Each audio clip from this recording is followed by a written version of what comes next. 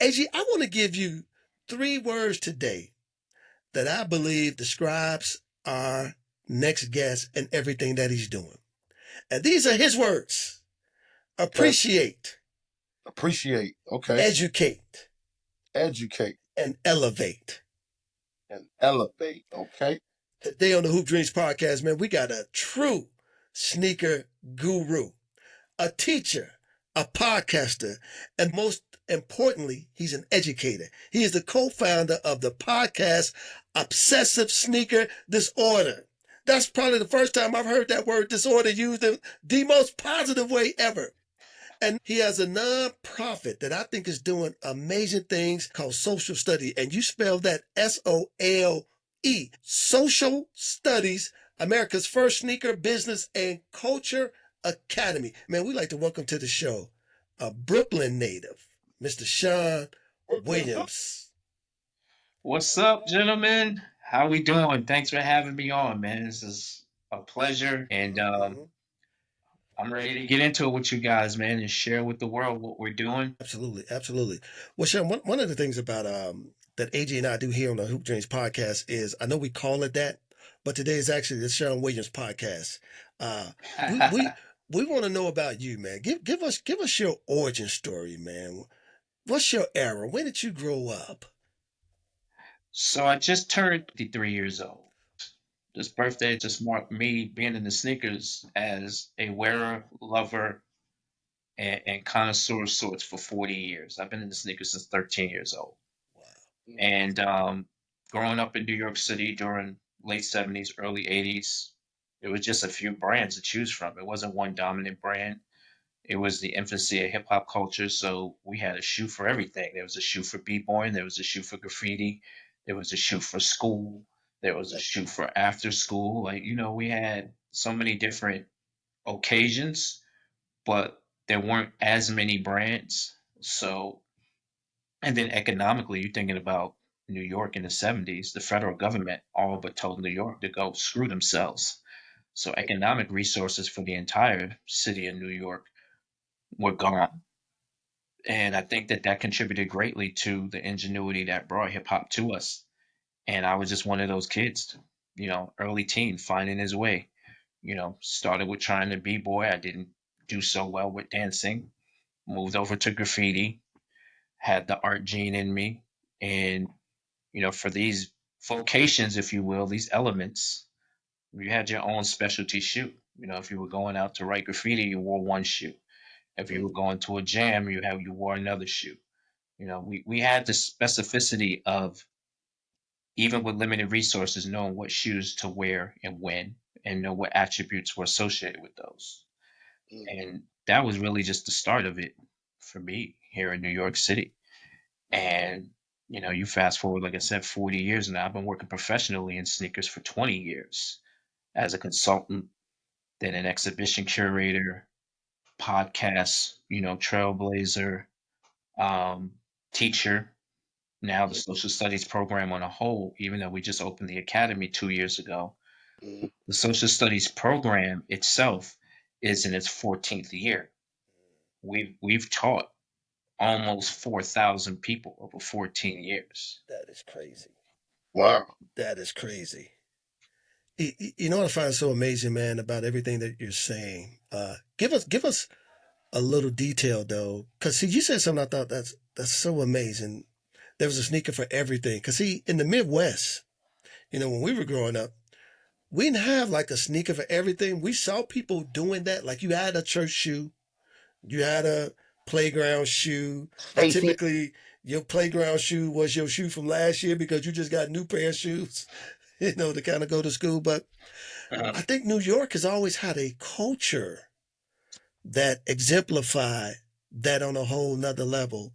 Like, uh, as much as people don't like to give New York credit for this, but it wasn't to movies like Beach Street, Breaking in a sense, where we kind of Style understood, wars. yeah, when we began to understand a little bit of New York style and culture. Talk to us a little bit about that as you were growing up and you were seeing those kinds of things. Fresh groove, baby. Fresh Groove, yeah, there's a little bit of that in there. I mean, that's a pivotal movie too because of where it sort of a flashpoint for where sneakers changed thanks to Run DMC. But when you think about those late 70s and early 80s, again, unless you lived here in New York, you really weren't in a full understanding of how economically challenged these 4 to 5 million people in the five boroughs were economically. And when you have hip hop coming from and being established by under resourced Black and Latin youth who are using all this ingenuity through dance and through music and through art, and you're still economically limited in your resources, you had to use all the ingenuity in the world to make sure you live by the rules of staying fresh and not biting, right? Mm. Yep. No biting was everybody woke up and lived by that.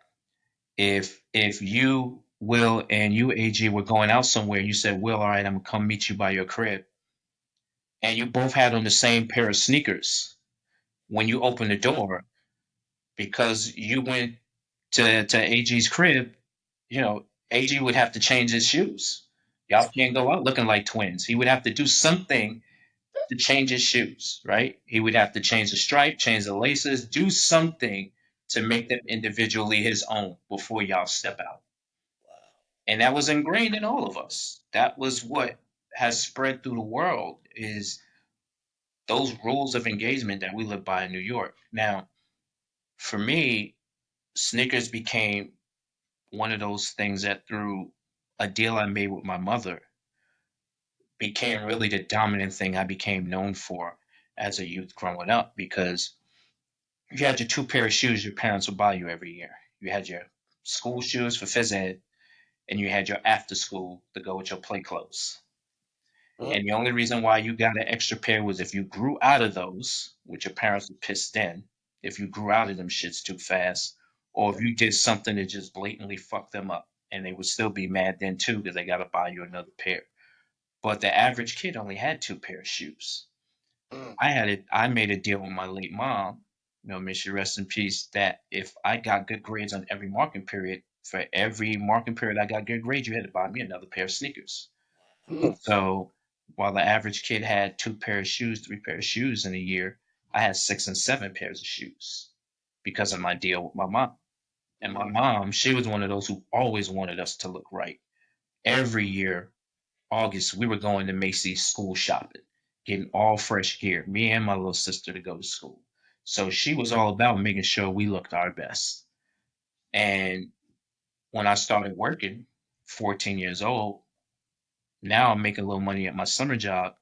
I still have my deal with my mom. I'm working now. So the average kid, again, he's still getting 2 or 3 pairs of shoes a year. I'm getting 8, 10, and 12 pairs of sneakers a year. Mm. Over time, this is just growing and growing for me. And it's still all with the same, rules of engagement. Stay fresh, be original, don't be like anybody else. And, that's just how it all evolved to becoming something that now here we are 40 years later, still surrounded by them. I have 100 pairs of shoes literally right behind me right now, so. Hey, that's so crazy you say that because Complex Magazine had did a a sneaker hoop dreams thing where they focused on all the sneakers that was worn throughout the movie. And so my dad, when me and him was playing on the court, he had on the Nike Cortez. uh, I had on some. I'm cleaning some Avias in my mhm, bedroom. mhm. Uh, Will had on the James Worthy New Balance. All of those shoes you just mentioned are literally right here in my academy right now. Get out of here! You Wow. better stop that, man. Hold on, I I got can pull out right now. I can pull out some Avia 880s for you right now. I can bring some Cortez out right now. don't And, tell. and I have some New Balance 740 Worthy Express sitting here right now. You ain't got no word to express. He say you ain't got no. Hey, Gigi, could you bring me that New Balance James Worthy 740 box? What about Spud Webb Pony City Wing? I got the Daryl Dawkins right here behind me instead. That is crazy. Let me ask you this, Sean, because everybody needs a level of inspiration, man. Who did you see? I mean, I know like, I do believe there's a level, it's in you. But who Mm. did you see? So for me, it was, see, we had to have mentors, right? Yeah. And if you wanted to learn how to b-boy, you had to go to somebody that was already doing it so that they could teach you. If you wanted to learn how to mix, you wanted to learn how to MC, you had to go to somebody. If you wanted to learn how to write graffiti, you had to go to somebody that was already doing it. And like for me, graffiti was my thing. That was the element of hip hop before music kicked in some years later. But that was the element of hip hop that I got and mastered first. So if you wanted to learn how to write graffiti, you had to go to somebody and they would give you a name, they would give you a tag. Once you mastered the tag, they give you some throw ups, master the throw ups. Once they gave you that, they give you an outline for a piece. Go home and do a piece. Then you went through steps before you were ready for prime time. You know, um, being able to go through those steps of mentorship and apprenticeship with people who are out here doing it, you know, that was your focus, was mastering that element or those elements that you were into. So the people you were surrounded by daily and you were inspired by were those folks who were helping you come up in your space. There was no influencers on YouTube, TikTok, and Instagram Right. who led you astray. You know, you had your parents who, you know, if you were in a good household, you know, you watch your mom and pops work hard and you saw that their example of work ethic and taking care of yours was in front of you. But then when you were out in the street with this thing that you wanted to become a part of, you had those people who you looked up to and you rolled with, who were like minded, and people who you could roll with in your tribe. You know what I mean? Absolutely. So, you know, we didn't have any distractions in terms of the false prophets and the people who act like they're getting it and they're really not. We were out here in these streets of New York City, no cell phones, Right. being able to ride through on the subway. If people are scared of the subway, the way they hype the subway up now in New York City about crime and stuff, they Yeah. sure as hell couldn't have survived taking the subway in the 70s. Right. They literally could not have survived it. I mean, I rode every single train from first stop to last in all the boroughs because of graffiti. You went through all the boroughs on the train? I've been on every subway line beginning to end because of graffiti, because you had to go to different places to see it. You wanted to get up, you know, you had your markers with you, you know. Graffiti made you travel. It made you travel. Wow. And as you travel, you were dressed to represent where you were from. You know, you remember when we could tell what borough people were from just based on the shoes they were wearing or jacket or, you know, certain things. We could tell. Now, you know, I have a phrase that I say all the time when I teach my youngsters now. They all pay more to look the same than we ever paid to be different. Yep. Interesting. Interesting. True. Jordans True. come out on Saturday, they're all wearing the same shoe on Monday. I mean, that trend is starting to slow down now, but this is just as of the last couple of years, they're starting to do their own thing and buck the trends. But historically, for a couple of decades now, a Yeah. Jordan would come out on Saturday, everybody's wearing it at school on Monday. And we grew up in a space where you couldn't do that. We literally were raised never to do that. So to see that these kids were all okay with that level of acceptance Hmm. showed that nobody was willing to step out and be individually different like we were raised to be. Mm. We were raised to be tear the sleeves off of that jean jacket, you know, paint the sleeves on that jean jacket, put some artwork on the back, Yeah. you know, take those laces out those shoes and put in bungee cord. We Mm. were every day thinking these things to stay individuals and express ourselves uniquely. That Now, doesn't exist anymore. but where did that come from? Because just hearing that, that to think differently like that. Because again, and Agee, you can attest to this too. Growing up, man, in the inner city of Chicago, we wasn't thinking so much about an individual aspect as opposed to like like you say, putting something different on your jacket or putting something different on your shoe. Where did that come from? Is that in home, or was That's this hip or was hop. this just a New York kind of vibe? It's that's hip hop. Period. We had nothing, so you had to improvise to make something. Mm, It all still goes back to the fact that we grew up in a city that literally had no economic resources, no youth programs, nothing, let alone for parents raising kids, but kids themselves didn't have shit. There were no art programs, no music programs. yep. All of these things that, all kids get across the country now in certain parts of the United States and Canada and other places. We literally had none of it. The federal government said, fuck New York, figure it out. Yeah, Wow. yeah, yeah. And that That was. caused everybody to get their ingenuity on.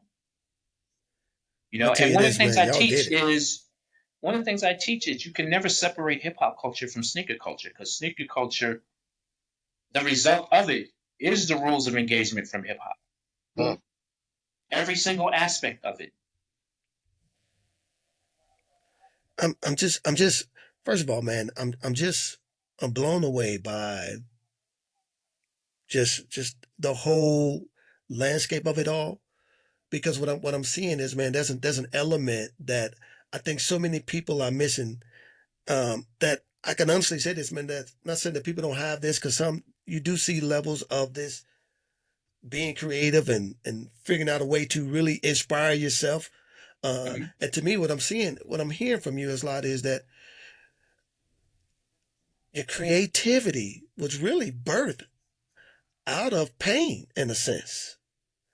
being From and a being for and being forsaken by your own government. Yeah. Sneaker customization started in hip hop. yeah. Now speak a little bit to that though, because um, hip hop in terms of a social movement, because obviously hip hop started in New York. By the time it kind of transcended our way, we didn't see it like you guys were living it at the Yeah. time. And this is the aspect of it that, and I'm glad you guys brought that up, because the music traveled faster than the rest of it. Mm, yep. Yep. So the clarification, when I speak hip hop, I'm speaking all the elements, all five of them, and the fifth one being knowledge and mentorship, Okay. not the other creative ones. I'm speaking all five. Okay. Mm, Right. So the music, of course, traveled faster thanks to friends like Marley Marl, cool DJ Red Alert, who, is a near and dear friend of mine. Marley Marl, who I admire, Mr. Magic, WBLS at Kiss FM, mm, WHBI. The music traveled through cassette tapes being made and people trading off and going to college in other states and cities. And, yep. you know, that stuff allowed for the music to travel. So when people say hip hop and they're only talking music, they're talking hip hop music or rap music. They're not Yep. talking about the very things that I'm telling you inspired my life's work and make me do what I do. Mm, So that has to be the first clarification is when I say hip hop, I'm talking about all of it. mm, And the music traveled faster than everything else. So b-boying didn't hit the Midwest and other places for a very long time until they were able to see it being done on TV, Mm-hmm. yep. music videos, and other things. Graffiti, it wasn't until people started doing graffiti books and graffiti artists themselves, they started coming out of the Fireborough bubble and being commissioned to do art in other states and countries and cities. Then the gallery movement, stuff like that. DJs, our DJs weren't getting paid to play in other states and stuff like that for a long time Right. until all of a sudden DJs and MCs were doing shows out of state. So that was when you were able to see how a DJ and an MC dressed, how a graffiti artist looked, kind of spray paint they used. And how they customize their shoes or what shoes they wear, all the other stuff that people needed to take advantage and notice of. It took years for other parts of the country and the world to actually experience that in real time. The music traveled the fastest. Yeah, as you sitting there talking, I'm trying to get a timeline in my head of when I was exposed as a kid to New York lifestyle of that hip hop world. And it was the movie Beat Street. That's what we got. In 1984, that film came out. In 1982, 83, we wasn't even thinking about, we didn't know anything about rap music, uh, sneakers. We knew something about graffiti because all that shit was everywhere. They would Mhm. trains, everything. Your house, your buildings that you lived in, stores. But Beach Street was our introduction into the New York b-boy rap sneaker. I mean, that whole film just was like, dude, I can still watch that shit today. Yeah, it Oh, was the first Hollywood produced motion picture, documenting the culture. But before that, for us in New York, we had the first hip hop documentary called Style Wars, which was filmed in '83 and came on PBS in '84. Yeah. mm-hmm. If you want a real, introduction, at the timeline, just go through the timeline. Let's just say, I mean, we're all, we're in it, we're living it decades now, but the real timeline of it for folks like me growing up was running home and seeing Style Wars on PBS, going, yo, somebody captured what we're actually out here doing in a film. And that shit came out in 1983, Sean. Produced in '83, hit PBS in '84. Same, timeline as B Street and Wild Style and everything else. Those three films are the pivotal and most important films. Can't forget about But Wild Style. but somebody finally documented this thing that was a mystery to a lot of folks and put it in a Hollywood produced film for it to spread. So now you began to see all of those elements. But again, you're talking, you said a movie produced in '83, released in '84, and we've been doing all of this stuff and living all of this stuff, especially even some of the cats who are older than us, Mhm. since the late '60s and early '70s. Wow. Uh, Wow. So it's a full decade of unknown experiences growing up in New York City with all of these things happening that finally hit TV, radio. There's no internet, so the only other way, and my friend Cool DJ Red Alert says, mhm. the cassette tape was the internet of our times.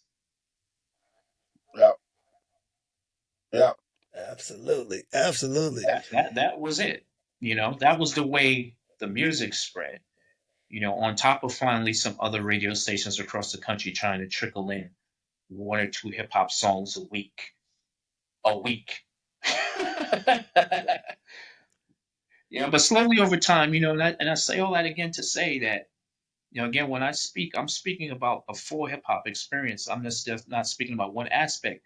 And how it ties to the life work that I do in sneakers is I'm making sure that people everywhere, when I teach them, never leave behind that fact that this thing you love so much that you own hundreds of pairs of, you know, the language that you use and all of these things that represent what sneaker culture is are birthed in hip hop. You cannot separate them. As much as the sneaker industry itself is on pace to be a $100 billion global industry between next year and the year after, you still can't separate its rise from hip hop. It's interesting that you say that because, man, when I reflect on just hearing what you were saying, even going to Star Wars, going far back, that sometimes I almost feel like there's a level of being cheated.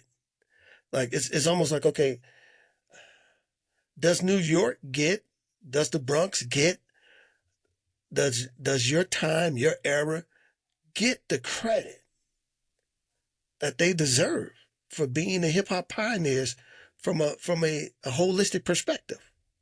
Cultural perspective. Well, culturally, considering where hip hop is globally now, um, There's two ways for me to answer it. There's the yes in terms of the lore and the hype and all the things that get documented to say, yes, it started in New York. There's a debate going on whether it started in the Bronx or not. I'm not going to touch that.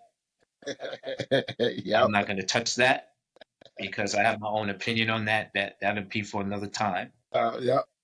But the thing that we're missing collectively is we don't own a lot of the business entities That's where I was getting ready to go. and systems that have been set up to take advantage of hip hop's global popularity. So there are a lot of people who really feel, slighted and are angry about that. And again, another time, another show, we're partly to blame. Yeah, yeah. Yeah. And I get where you're going because that's where I was leaning into because I really was thinking just from an ownership perspective. But we see that kind of across the board in a lot of things that our culture has done that has even from the perspective of breakdancing. I mean, you know what I mean? That's kind of been bent and reshaped and reformed, and it's like Yep. it didn't evolve or begin in other cultures. That began in our culture. So It's the thing that I like that Grandmaster Caz and Sha Rock say on their show on Sirius XM, their show That's the Joint. They end every show by saying something that is such a important statement that is always overlooked. And it's the fact that hip hop didn't invent anything. It reinvented everything. Mm. So all of these debates about people rapping in the 30s and they were doing those kind of moves in the 50s and 60s, and Yeah. you're missing the point of what hip hop actually is. Yep. Turntables existed before hip hop. No shit. Clowns existed before hip hop. absolutely. Like, where are we going with this? That's It's right. Right. anyone who goes in this direction with always trying to, do this weird, etymology, if you will, for lack of a better way to say it, of all these dissecting the elements and saying where they all started. And graffiti was started before quote unquote hip hop. Like, graffiti goes back centuries. Absolutely. Absolutely. Absolutely. The Aztec dynasties. That's all graffiti. So I mean, you're missing the point of what hip hop is when you got to go that far back to try and make your point about certain elements. Yeah. Kaz says it best. Hip hop didn't invent anything, but it reinvented everything. Yeah. Do you think that's just a very difficult concept for people to accept? Of course it is, because it's not their culture. It's always the people who aren't from it who try to dissect it and make these silly ass points. But those of us who've been around long enough and lived it, we know exactly what Kaz means when he says that. Mm. Man, I just wish that people had this next level of understanding that you're giving us today, man. What we also want to do, Sean, is we want to, Mhm. because I want to give you an opportunity, man, to talk about the SSCA, man, the academy, because what Yep. you're doing over there is exactly what we've been talking about. It's interesting because I'm looking right now at, you guys' belief statement, Mhm. and it says that sneakers are more than just required equipment for sports. It's almost like you guys are saying, listen, I'm trying to get y'all to reframe and rethink how you see what this Yeah. culture is really about. Talk to us a little bit, man, about what the Social Studies Community Academy does and where is it heading? So it's actually really, I want you to see the actual article of footwear different first. I look at a pair of sneakers and I see 20 jobs. I Mm, don't just see the cool colors that match my next outfit. Damn. 20? break it down. You gotta break it down. You gotta remember that someone designed them.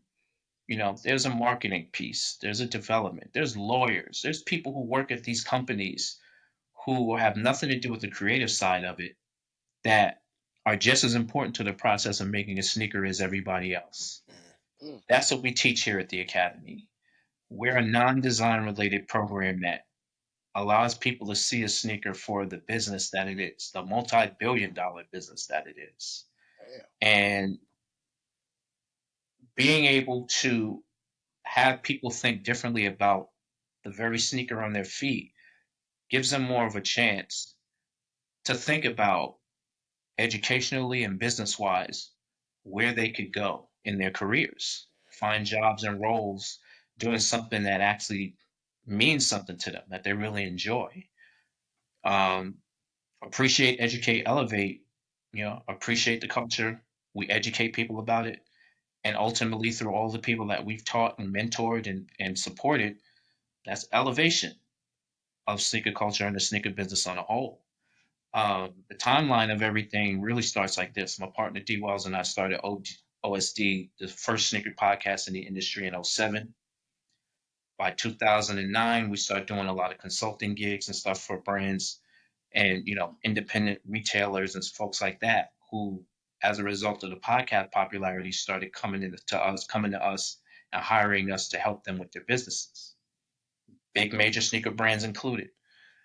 And we finally had to have a real conversation with them around why they don't have people of color and more women working in their hiring ranks, but you keep calling in outside consultants to do things that someone full time could be doing and you wouldn't have to pay us. Like, Mm. that's cool. We'll take your consultant money. We'll take your meals, your travel, your free gear. We take all that. Yep. But you'd be saving a lot more money in the long run if you just let us in the door to do what you keep calling us for on occasion, cleaning up your dirt before it reaches the outside and all those things that we were doing. So they finally came clean and said, we don't know how to talk to people of color and women professionally about jobs and careers. Could you help us? And that's what Mm. we did. That's Wow. when social studies was born in 2011. So you fast forward to 2023, after years of college partnerships and teaching with brands and all over the world, teaching in different capacities, we never had our own physical headquarters. And in 2018, we went out on a quest to finally seek out space to set up our own community based hub for things. Mm. So we opened this space in 2023 here in Dunbar, Brooklyn, right under the Manhattan Bridge in a very culturally and artistically thriving neighborhood.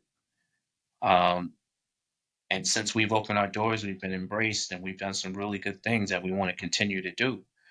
Um, simply because once we opened our doors, it was more like if you build it, they will come. And once people knew we built this place and that it existed, the conversations changed. It got a lot easier to create the educational partnerships and build out the educational experiences that we've been wanting to do.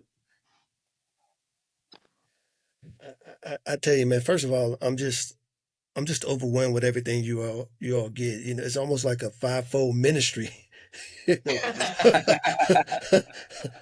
what you guys are doing, man. Like I'm looking at the classes that you guys offer there, man. You got the social studies strictly for ladies. You got the Yeah, cinema soul, meaning like the yeah, history of sneakers in the movies. It's like, man, elements that you guys that I wouldn't even say you guys, elements that you all are teaching is uh-huh. things that as consumers we have we don't know the Yeah. backdrop to that at all, man. So I guess my question for you is that what is it that obviously you want folks that's coming in there to see it differently, earn some money, grow, be creative, all of those things. But I guess I'm asking more on a personal level. What is it Uh-huh. that Sean Williams want us to know? And the people that you teach, what is it that you want them to get? I wake up every day coming in here to do a job, and it isn't a job. It's actually a real purpose for Mm. me. After 30 years of working in corporate America, I'm literally every day waking up and coming into a place where I click on the lights and I sit down and do work and contribute to greater work that's going to help people get out of the doldrums of where they want to avoid, Mm. or places that they've been for years and they've had no way out. Uh-huh. They didn't see sneakers as an alternative to being forced to go work for that accounting firm or that law firm, or do those things that college pushes you and steers you towards without telling you any other options, because they have a relationship with certain companies that they Mm. have to keep going. So they have to keep funneling you a certain direction, right? Yeah. And then here we come, tapping people on the back, going, yeah, sure, you have 20 years experience as a lawyer. That doesn't mean you have to go and work for that company over there just because everybody in your same travel of life and expertise goes to work there. Every sneaker company has lawyers. They Yeah. sue each other left and right every week. Legal teams at sneaker companies are thick. Legal firms that consult for sneaker companies are deep. So you're talking now. You're talking intellectual property. You're talking all these different aspects of law that they weren't thinking about. Mm. Realizing, wait a minute, I don't have to be LeBron James on court wearing the brand. I don't have to be that influencer who collaborates with the brand. I could literally be involved with this on a level where it's fulfilling for me. I'm getting paid and no one to fucking see me. Yeah, yeah, Yeah. yeah, yeah. Yo, it's funny because I think about the two most popular, well, one's a boot, and but the two most popular companies that has benefited off our culture of wearing that product is the Timberland. Nike and the Timberland boot. Mm-hmm. Yep. They're the two biggest. Yep. Now Very. I wonder what does they diversity creativity look like in their companies. Every company in the sneaker industry is still struggling with doing what's right in terms of diversity, equity, and inclusion. No company is getting it right. I'll tell you that right now. There ain't Wow. one company that makes sneakers that can shake their hand at the others and go, well, you should be like us. They all suck at it. Ain't no doubt about that, But man. it's just like other industries. Other industries, those companies all suck at it too. So to bring awareness to the fact that the sneaker industry is no different opens up the conversation to, all right, well, what's actually happening in the sneaker industry now that you said that? And that sort of builds the conversation bridge to what we do. So I get to, do this work and have these kind of conversations that literally open up a world of opportunity for people where they didn't see it before. Mm. I love talking to people who their first statement to me is, well, I'm not a sneakerhead and I don't know much about sneakers, but I love talking to those people. I don't want to talk to sneakerheads half the time because they think they know everything. Yep. And then I have to dispel a lot of the myths of what they thought, Hey, and then their hey, ego is hurt. hey, Sean, dude born in the '90s, think he know everything about being a sneakerhead. Like actually born in the '90s, gonna be able to tell you, oh, man, dude, do your research, man.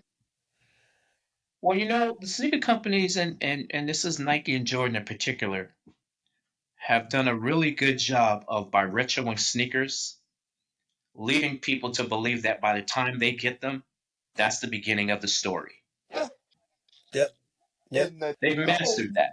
the nail on the head, Sean. Well, I think Wow. that's one of the And, things Nike has always said. They say we're not a gym shoe company. They're like, we are a marketing company. well, they don't say it, but we know what it is. Absolutely. Nike and Apple are the two best marketing companies in the world. They're undisputed. Those two are the best. But those of us who have been around long enough for the true origin story of a lot of these products, Yeah.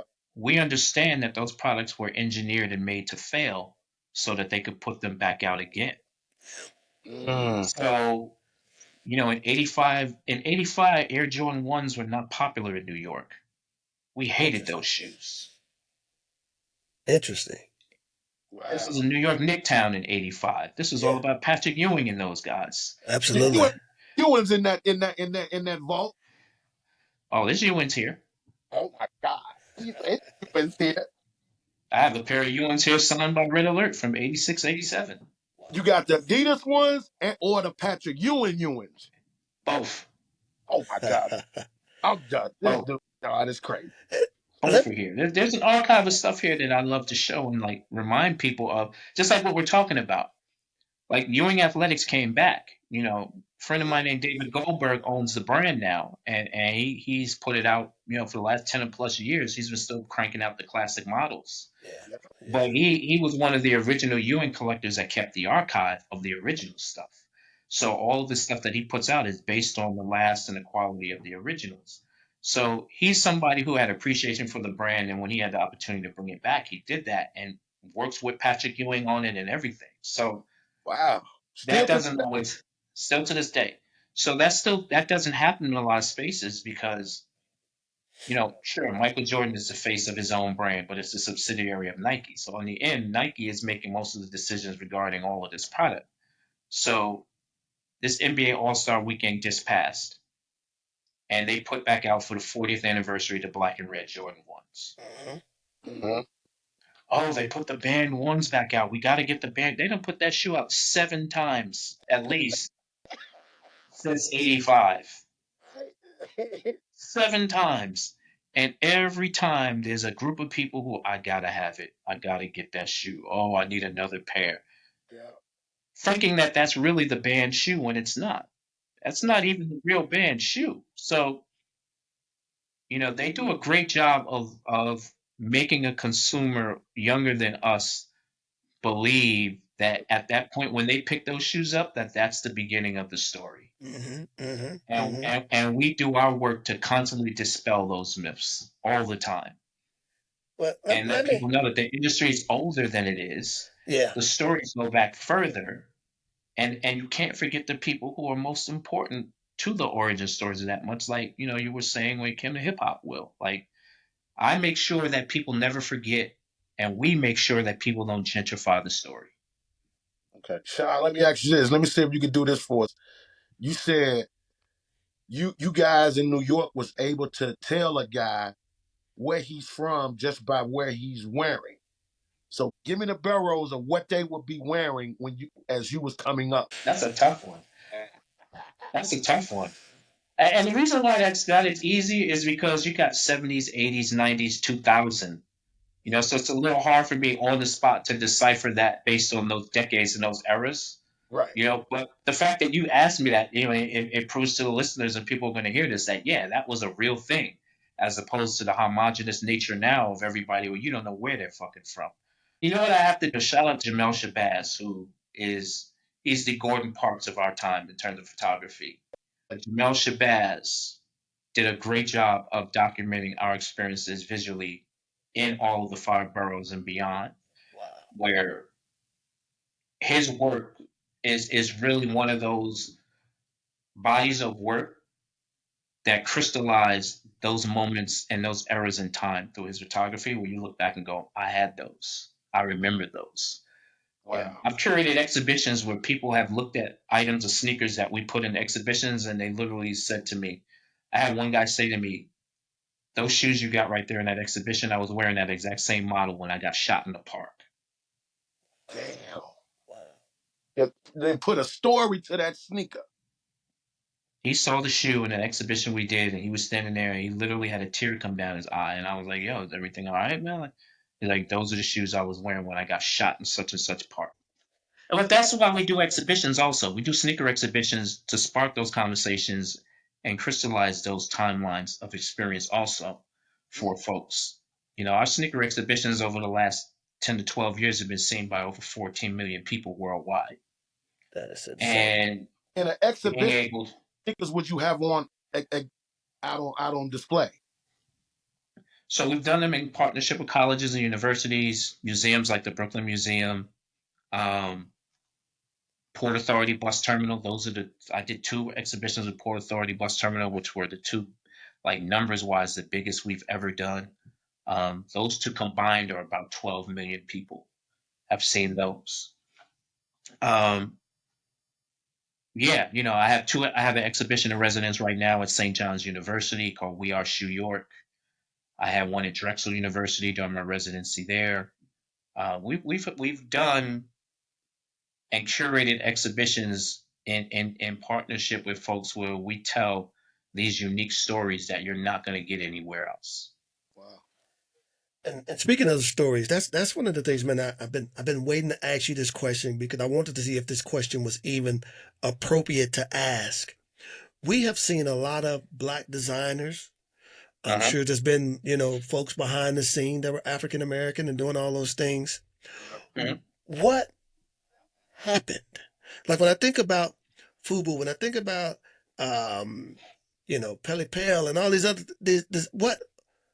what happened? Because these were brands. Like I remember, man, particularly in the 90s when I was in college, Uh-huh. it was like every kind of, you would go to the mall and you couldn't help it Uh-huh. but see Fubu. You couldn't help it but see, Mark Buchanan, all that. yeah, Yeah. it was there. And they were selling shoes. They were selling jackets. They were selling, the Mhm. pants. The culture was being, like to say, for us, by us. What happened? Well, here's the challenge question to that.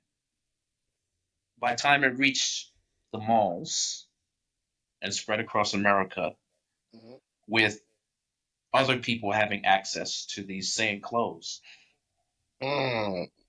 in malls, in places where we aren't populous,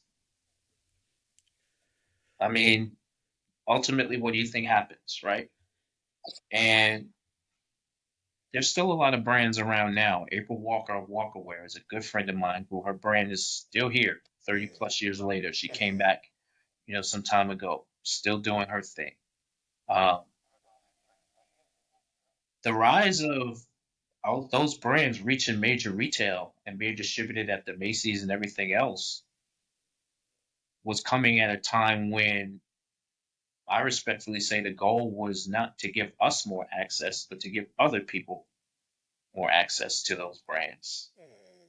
right? Watered it down. And what happens, right, is you start putting Fubu and stuff like that in malls in middle of America where Yep. there's a smattering of black folks, but we ain't really the majority in no way, shape, or form. And you start seeing who's wearing it.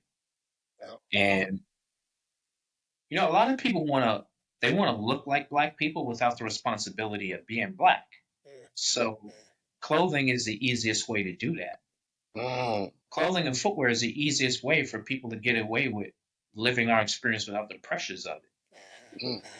That Yep. wears thin, but then at the same time, those brands, once they grew so big and they've been distributed in all these spaces, and then these brands don't sell anymore, the crash is painful. Yeah, it Yeah, it is. is. It is, man. Like It's a when very Carl painful Kanai crash. went out of business, man, I was hurt. I mean, I'm just speaking for me personally. I was hurt. I was like, Mhm. man, that was because when you're coming up, we were looking up to that.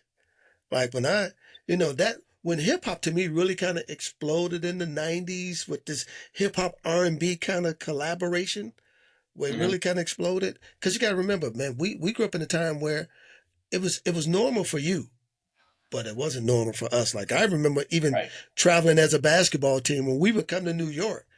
Man, we was exposed to so much hip hop culture that it's like Right. And when you got here, you felt like home. It was easy for you to absolutely. identify and be comfortable, Yep. as opposed to when you went back home, where you know all the amenities that made you feel like home weren't there. And those of you who were visionary enough to just start doing it for yourselves out there and being individuals who didn't look and move like anybody else, other people start following y'all. Mm-hmm. Absolutely, absolutely. Well, man, tell That's what tell us happened. tell us about the school, man, and because I also saw too, man. First of all, I'm loving this because even the students that you take in as young as 14, but Yeah, y'all have actually had somebody as old as 62 years old that's correct. Our take oldest the student, court. when he took social studies in 2017, was 62. In 2017, he's still active. That is amazing. So is it He like a works. a breakdown of the school? Like is there like it's like 001, 002 is like there's No how does 001, 002, but we have a curriculum tailored to who the age demo is. gotcha. So if we're doing a 14 to 18, that curriculum is going to be different than the 18 and up, simply because we're trying to steer the 14 to 18s to start thinking about where they're going to go to high school slash college and put them on a path to consider sneakers during that journey. Mm, They really end up gravitating towards wanting to work in that industry. The education we're giving them is helping them make those important decisions to know where to go to get the additional education and position themselves to end up in the industry, which is where we want them to end up. mm, And then for 18 and up, depending on where those people are at their station in life, some of those folks are looking for a career change.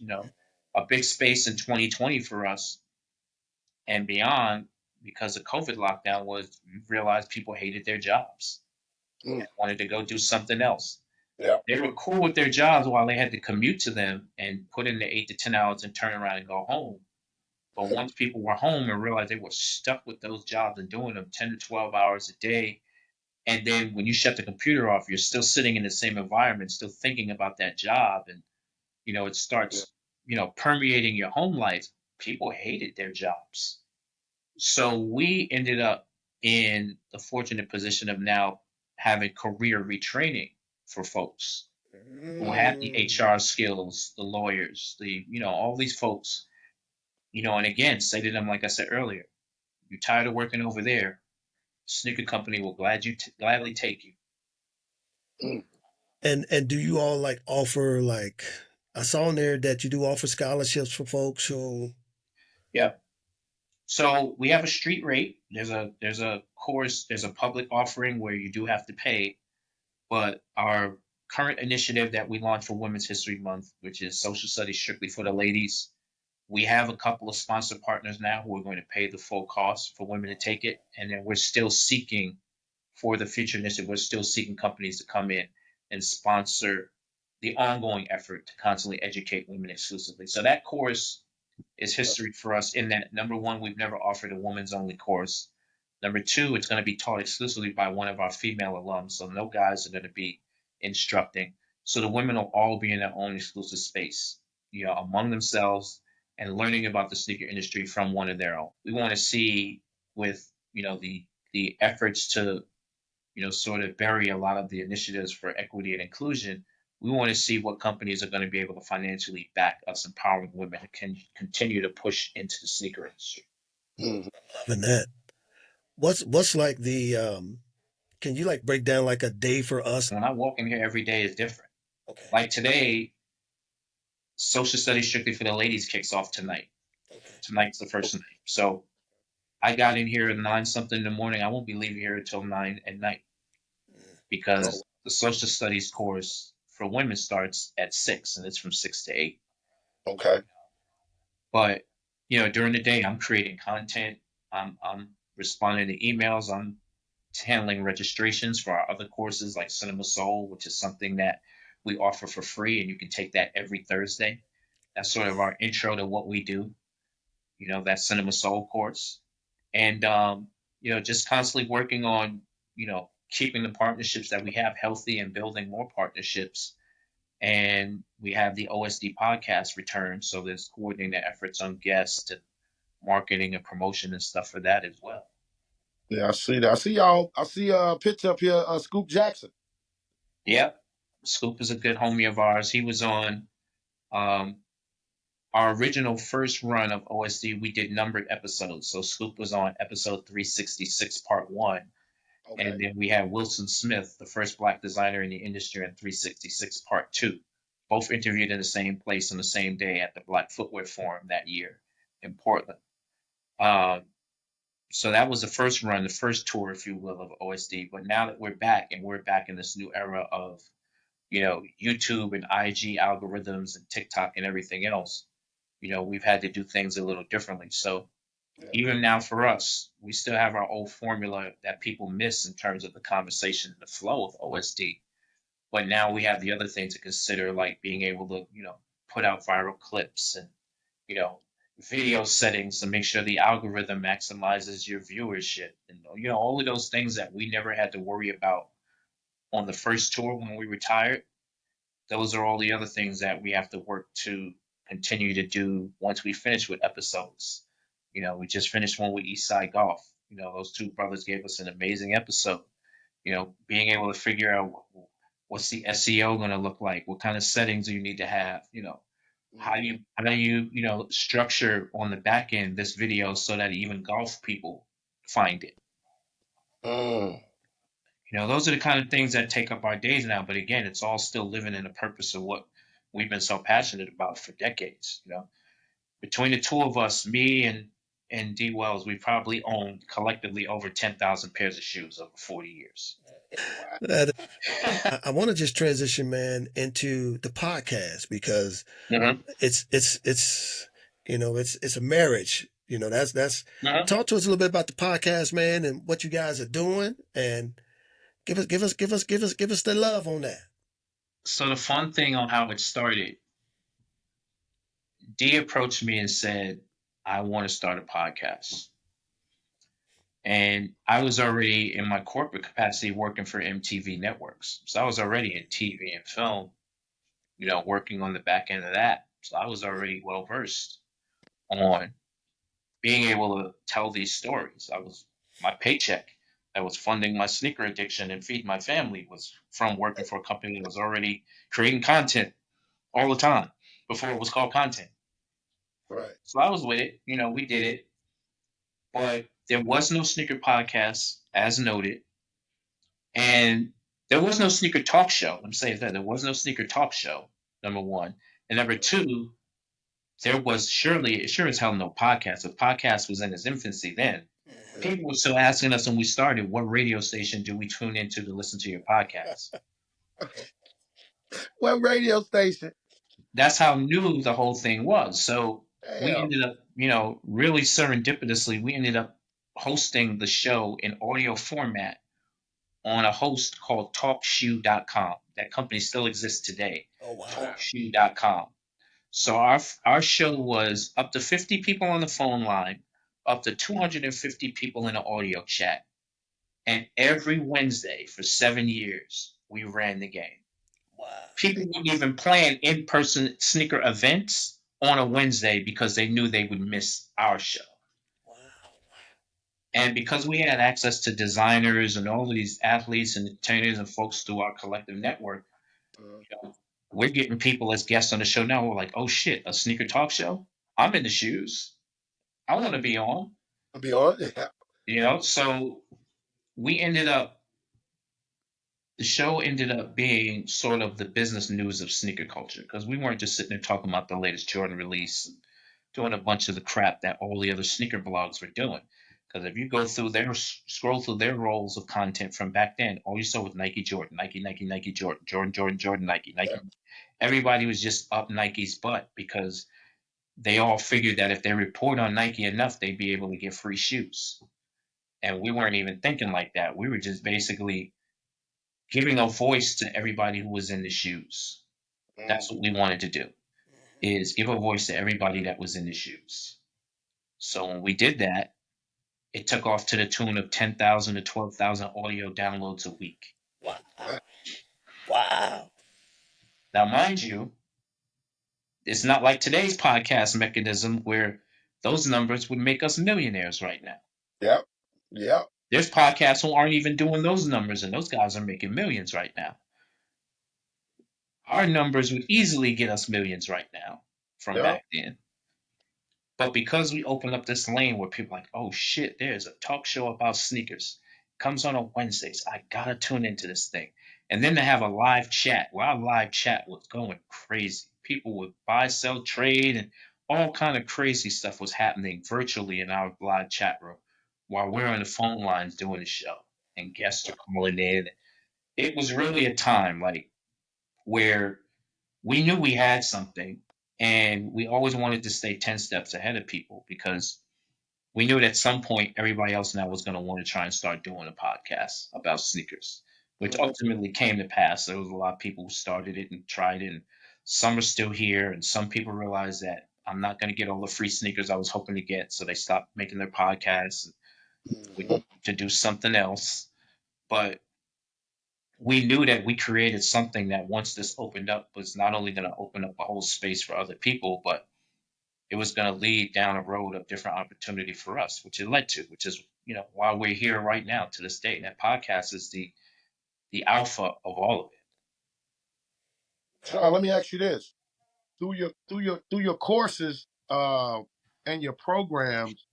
have you guys had any students that have gone on and have created their own sneakers?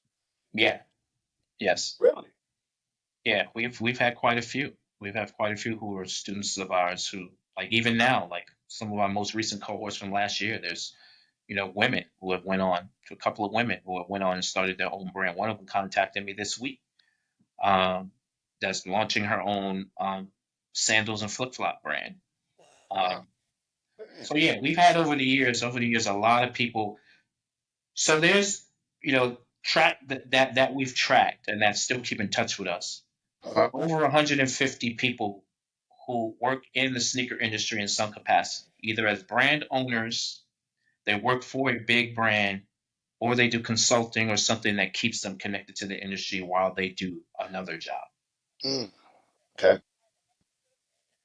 Also, can you speak to the fact that I want folks also to recognize and know that at the Social Studies Community Academy, you also do more than just shoes. You Yeah, do intellectual property, master classes are taught. It's yeah, really encompassing the whole sports sneaker industry kind of component. Media. yeah. It's hip hop. It's intellectual property. I have my master class with Cool DJ Red Alert, which we're getting ready to launch again. Which Red is the longest tenured DJ ever on radio.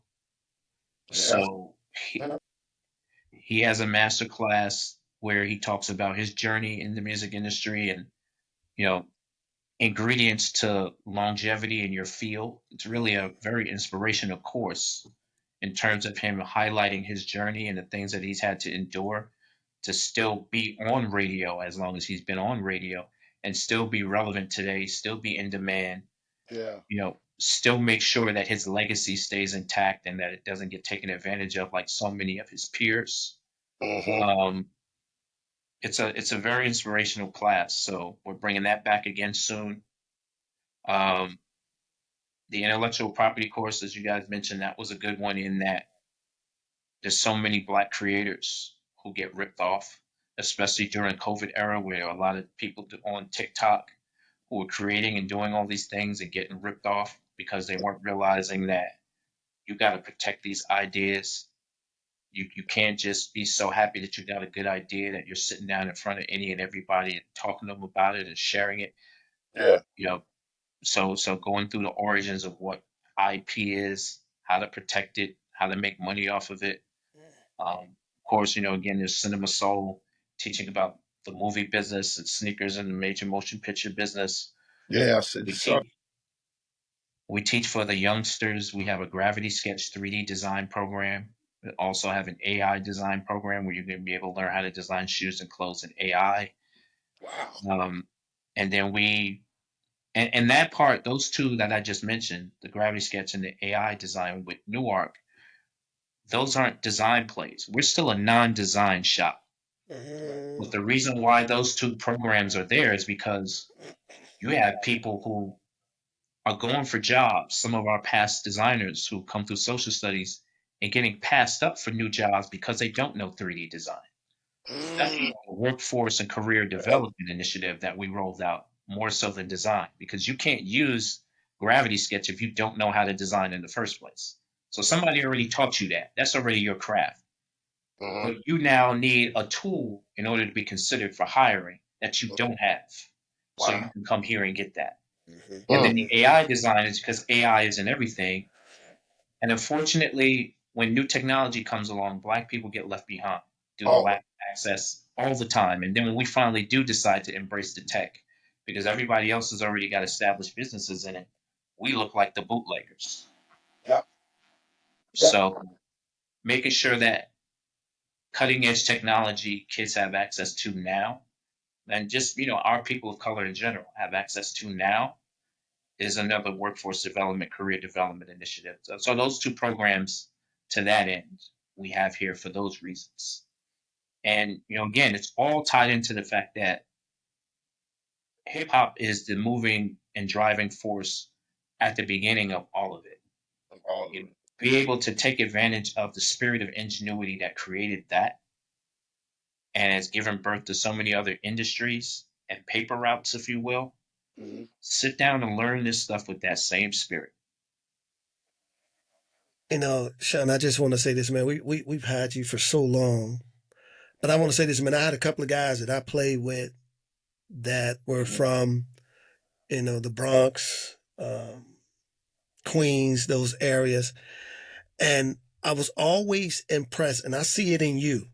I was always impressed, man, because there's a certain demeanor that I think sometimes, and I'm talking about myself, that I miss kind of growing up, where there was this level of, like, I hear this level of ownership and this level of pride and this level of the need for the real story to be out there. So, man, I just want to tell you, man, how much I appreciate, man, what you are doing, what you have Thank you. done, and what you will continue to do. I think the social studies community, man, the academy, I think is next level. I'm praying and hoping that, man, this becomes not just one school, but the school of schools. I mean, this is just next level what you're doing, your history, your thought process behind it. Man, the folks that y'all got working with you, like I went through, like your partners and people who are on board.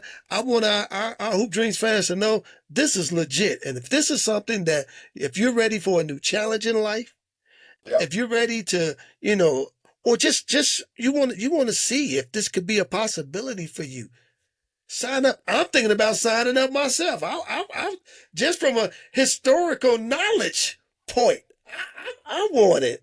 So, man, we want to thank you. My dog got a final question for you, which I think I can't wait to hear your answer on this. Agee, hit him with that question, man. Hey, AG gonna hit me with a tough question again. He Oh gonna hit me yeah. with another hardball. Thanks, AG. Hey, to piggyback on Will, man, what you doing is next level, man, and it's I think it's more knowledge than anything, and it's challenging for some people, to take that challenge within yourself and say, "Hey, I want to do this," or I want to expose myself to this knowledge that social studies community will give me to go out into the world to apply what they given me. So to appreciate, educate, and elevate, that's beautiful, man. But my Thank question you. is, what is the next chapter in social studies community academy hoop dreams? Oh, that one's easy. That one's easy. So right now we're working on expanding to where D lives in the Houston area to build another academy there. Uh-oh, Um, that's what. Partnerships internationally, where we've done some good work in partnership with folks in Paris. We got some allies in London, um, and even some possibilities exist to actually open the academy up in Germany too. But the goal right now is the stepping stone and building blocks all happen here in Brooklyn first, Yeah, and make sure that we take care of our own first, because the goal again is to get more women and people of color working in the industry. And this is a community where that need still is the most important thing that gets us up in the morning. yeah, And then being able to spread out internationally and allow folks from the international perspective to see the importance of this thing and the origins of this thing that they're into so much started here. yeah. That's phase two of the overall mission. We got some great college partnerships coming up here locally as well. Mm, And talks with historic universities like St. John's to do something. And our goal is to always make sure that whoever the partner is, that social studies remains the uncut raw that uh-huh. people are going to get and go out into the world. We're not going to water down our content and educational value for making people comfortable because they want to partner with us because they think sneakers is cool. We Uh-huh. into anything with that in mind. We jump into our partnerships and letting people know you're going to get the uncut raw education about the sneaker business handed Mm, off to your students. mm, And we're not going to do it playing the game that you guys normally play with your other courses. That isn't why you call us. mm. Mhm. Yeah.